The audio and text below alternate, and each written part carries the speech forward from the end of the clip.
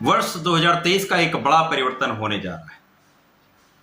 ये एक महापरिवर्तन है जो समस्त राशियों को प्रभावित करने वाला है। जय श्री गणेश, नमस्कार। मैं आचार्य संजय द्विवेदी। मेरे समस्त प्रबुद्ध दर्शकों का मेरे चैनल पर हार्दिक स्वागत है। वर्ष 2023 का एक अंतिम परिवर्तन, जो एक बड़ा परिवर्तन, एक महापरिवर्तन है, वो राहु का है। राहु केतु अपनी राशि का परिवर्तन करने जा रहे हैं। 30 अक्टूबर को ये महापरिवर्तन होगा, जिसमें राहु का परिवर्तन मीन राशि में होगा तथा केतु का परिवर्तन कन्या राशि में हो जाएगा।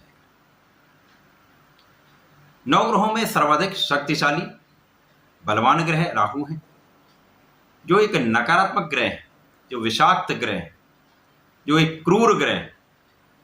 यदि एक अच्छी अवस्था में आ जाए तो राजा बना देते हैं, जीवन में समस्त सुखों की प्राप्ति कराते हैं, अति शीघ्र धनवान बना देते हैं, सामर्थ्यवान बलवान बना देते हैं, समस्त क्षेत्रों से लाभ प्रदान करते हैं। परंतु यदि ये इसकी विपरीत अवस्था में पहुंच जाएं तो निश्चित रूप से जीवन के समस्त कष्टों को दे देते हैं, अवरोधों को दे देते हैं। कोई कार्य समय पर नहीं होता, किसी कार्य में सफलता अति शीघ्र नहीं मिलती, समस्त कार्यों में समस्या आती है, शत्रु बन जाते हैं, ऋण बढ़ जाते हैं, कष्ट बढ़ जाते हैं, रोग बढ़ जाते हैं, मानसिक तथा शारीरिक कष्ट बढ़ जाते हैं, समस्त समस्याएं उत्पन्न हो जाती। तो राहु का परिवर्तन सदा ही अत्यंत महत्वपूर्ण होता है। ये एक बड़ा परिवर्तन है जो 1.5 वर्ष के लिए होता है, और इन 1.5 वर्षों में राहु समस्त राशियों को प्रभावित करते हैं। राहु जिनकी उत्पत्ति का जो समय है वो एक राक्षस योनि से, जब महामंथन हुआ विष्णु जी के प्रहार से, उस राक्षस के 2 भाग हो गए, जिसमें गर्दन का भाग राहु कहलाया, धड़ का भाग केतु कहलाया। क्योंकि ये अमृत पान कर चुके थे, इसलिए इनको 9 ग्रहों में सम्मिलित कर लिया गया। एक देवों के भांति इनका आचरण हो गया और ये इसी प्रकार से व्यवहार भी करने लगे। राहु का एक ऐसा प्रभाव है, ये एक मायावी ग्रह, एक छद्म ग्रह है। ये जिस भाव में, जिस राशि में जाते हैं, उस राशि के स्वामी के गुणों को ग्रहण कर लेते हैं, उसको अडॉप्ट कर लेते हैं, उसके अनुसार फल देते हैं। तो यदि ये एक अच्छी राशि में, अच्छे भाव में जा रहे हैं तो निश्चित रूप से कहीं ना कहीं एक सकारात्मक परिवर्तन होने वाला है। मीन राशि गुरुदेव बृहस्पति की राशि है, जो सर्वाधिक शुभ ग्रह हैं, ज्ञान शिक्षा देने वाले हैं, समस्त शुभ प्रभावों को देने वाले हैं। और मीन राशि जल तत्वीय राशि है, जहां पर एक विस्तार की राशि है, जहां पर राहु का प्रभाव भी कहीं ना कहीं एक गुरुवत होने वाला है। तो राहु जब मीन राशि में होंगे तो इनका प्रभाव अलग अलग राशियों के लिए अलग अलग भाव में बनेगा, उसी के अनुसार ही परिणाम की प्राप्ति हो। आज मैं कर्क राशि के लिए, जो चंद्रमा की राशि है, राहु के राशि परिवर्तन का क्या प्रभाव मिलने वाला है, किस प्रकार के लाभ मिल सकते हैं, कौन सा भाव प्रबल होगा, कहां पर इतना लाभ ले पाएंगे, कहां पर समस्या आ सकती है, उसका क्या निराकरण, संपूर्ण विश्लेषण मैं पूर्ण तर्क के साथ करने जा रहा हूं। प्रिय दर्शकों, यह राशिफल आपके चंद्र राशि पर आधारित है। जिन जातकों का कर्क लग्न है उनको भी राशिफल अवश्य देखना चाहिए। राहु का परिवर्तन या जो बड़े परिवर्तन, जैसे शनि का, गुरु का और राहु का, ये परिवर्तन जब भी आप देखें तो उनको सदा ही अपने लग्न के अनुसार भी देखें, राशि के अनुसार भी देखें, क्योंकि दोनों का 50-50% भाग निश्चित रूप से आपको प्राप्त होता है। तो यदि दोनों देखेंगे तो दोनों का पूर्ण फल आप मिलाकर संपूर्ण विश्लेषण समझ सकते हैं। प्रिय दर्शकों, यदि अभी तक आपने चैनल को सब्सक्राइब नहीं किया तो अति शीघ्र सब्सक्राइब कर लें, बेल आइकन को प्रेस कर दें। राहु का एक विशेष गुण है, ये कितनी भी अच्छी अवस्था में हो, कितने भी अच्छे भाव में पहुंच जाएं, परंतु इनका मूल स्वभाव परिवर्तित नहीं होता। वो क्रूर हैं, नकारात्मक हैं, विषाक्त हैं, तो कहीं ना कहीं उसका प्रभाव भी आपको प्राप्त होने वाला है।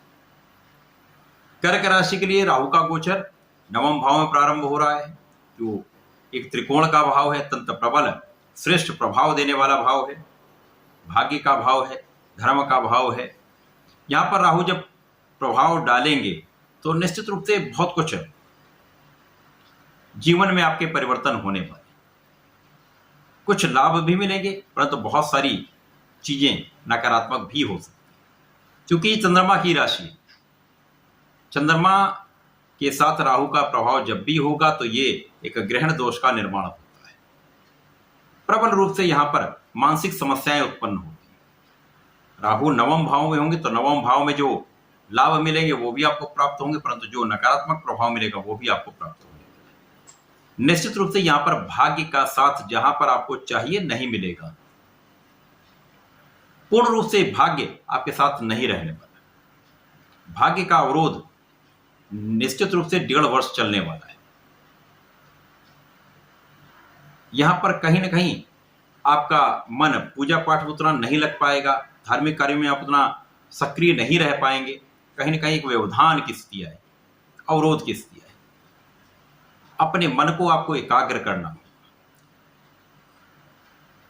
यहां पर जिन लोगों को साथ आपको चाहिए उन लोगों का साथ आपको प्राप्त नहीं होगा। मित्रों का कुछ सहयोग आपको प्राप्त होगा, छोटे भाई बहनों के साथ आपको प्राप्त होंगे, लेकिन यहां पर मानसिक क्लेश की स्थिति, आपसी तनाव की स्थिति, मानसिक मनभेद, मतभेद अवश्य होंगे। राहु जब नवम भाव में होंगे तो उनकी प्रथम दृष्टि का प्रभाव आपके लग्न पर होगा। लग्न कर्क लग्न है, चंद्रमा की राशि, ग्रहण का प्रभाव यहां पर आ जाएगा। मानसिक क्लेश उत्पन्न होने प्रारंभ हो जाए, तनाव की स्थिति बढ़ जाएगी, मानसिक द्वंद्व प्रारंभ हो जाएगा, अनावश्यक तनाव होगा, अनवांटेड फियर जिसे कहते हैं, जो चाह ना रहे हो उस बात का भी डर, अनावश्यक भय की स्थिति बनने लगती है। तो ये लगभग 1.5 वर्ष तक आपके साथ ये समस्या होती है। जो चीजें नहीं भी होने वाली हैं उसके बारे में भी विचार कर कर नकारात्मक विचार आने लगते हैं। वो विचार आपको तनाव में डालते हैं, इसके कारण डिप्रेशन की स्थिति, एक अत्यधिक अवसाद की स्थिति आ जाती है। यहां पर स्वास्थ्य समस्याएं भी होंगी, मुख्यतः मानसिक समस्या होगी। शारीरिक समस्याएं भी होंगी, जब मानसिक क्लेश होता तो शारीरिक समस्याएं भी होती हैं। यहां पर राहु का प्रभाव निश्चित रूप से आपको द्वंद्व में डालने वाला है। यहां आपको वर्ष में पूरे वर्ष भगवान सूर्यदेव को जल अवश्य देना चाहिए, क्योंकि चंद्रमा की राशि का वैसे भी प्रतिदिन परिवर्तन होता है। 2.5 दिन में राशि का परिवर्तन हो जाता है। कभी ये शनि के साथ होंगे, कभी केतु के साथ होंगे, कभी राहु के साथ होंगे, कभी किसी का। तो जब जब ये स्थितियां बनेंगी तब तक स्थितियां विकट होती जाएगी, क्लेश बढ़ते जाएंगे। सामान्यतः प्रत्येक व्यक्ति के जीवन में माह में 2 से 3 दिन ऐसे होते हैं जहां पर बिना कारण कष्ट होता है, बिना कारण तनाव होता है। ये तो एक सामान्य स्थिति है, परंतु जब ग्रहण का प्रभाव ही आपके लग्न पर होगा तो ये समस्या आपके लिए निश्चित रूप से बड़ी होने वाली है। आपको यहां बिना कारण का तनाव नहीं लेना है, ईश्वर पर विश्वास रखना है, अपने इष्ट का ध्यान करना है, अपने इष्ट के चरणों में रहना, उनके शरण में रहना, अपने पूजा पाठ में आपको मन लगाना होगा। यहाँ पर धर्म का भी कहीं ना कहीं अवरोध है, तो आप अपने आप को आपको लगाना होगा। मन नहीं लगता कोई बात नहीं, लेकिन आपको अपने कार्य को करना है। जो आपका कार्य है अपना कार्य करते रहिए। इसके साथ ही साथ राहु का प्रभाव आपके पंचम पर होगा। यहाँ पर शिक्षा में अवरोध, ज्ञान के भाव से लाभ आपको अवश्य मिलेगा, शिक्षा ज्ञान से लाभ अवश्य मिलेगा, परंतु जो लोग पढ़ाई कर रहे हैं उनका मन पढ़ाई में नहीं लगेगा। संतान के स्वास्थ्य में समस्या हो सकती है, संतान के कारण क्लेश हो सकता है, संतान से कुछ दूरी हो सकती है, प्रेम संबंधों में निश्चित रूप से कष्टकारी स्थितियां। अब चूंकि कर्क राशि के लिए वैसे भी विकट स्थिति चल रही, चूंकि यहाँ पर ढैया का प्रभाव चल रहा है, यद्यपि बहुत सारे ऐसे लोग भी होंगे जो कर्क राशि कर्क लगने के हैं जिनको बहुत कष्ट नहीं होने वाला, क्योंकि वहां पर उनकी दशा अच्छी चल रही होगी, तंत्र में अच्छा ग्रह होगा, उनके कुंडली में अच्छे ग्रहों की स्थितियां होंगी, तो बहुत कष्टकारी स्थिति नहीं होगी। परंतु सामान्यतः ये आपके पंचम भाव को कहीं ना कहीं कष्टकारी स्थिति में डालने वाला है।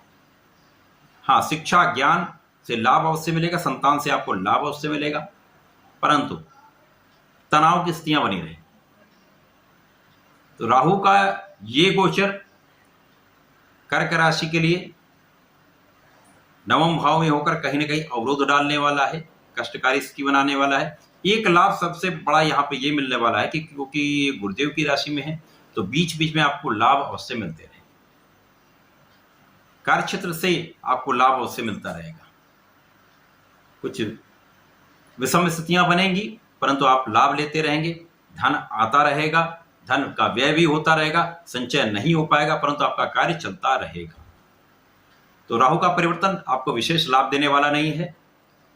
इस विशेष 1.5 वर्ष के समय में आपको विशेष रूप से भगवान के शरण में रहना चाहिए। आपको यहाँ पर भगवान शिव की आराधना करनी चाहिए, भगवान भोलेनाथ के शरण में रहना चाहिए, नित्य जलार्चन करना चाहिए, प्रत्येक सोमवार को एक बेलपत्र का अर्पण करना चाहिए, दुग्धाभिषेक करना चाहिए। यदि आप ऐसा कर लेंगे तो निश्चित रूप से ये समय राहु का प्रभाव आप पर कम से कम पड़ेगा, लाभ की स्थिति बनेगी, कष्ट कम हो जाएंगे, जीवन सुचारू रूप से चलता रहेगा।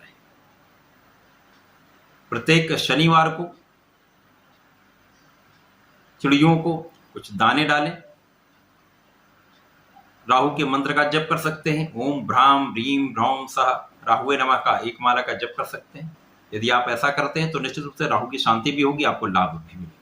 तो ऐसा करके इसका लाभ लें। धन्यवाद, नमस्कार।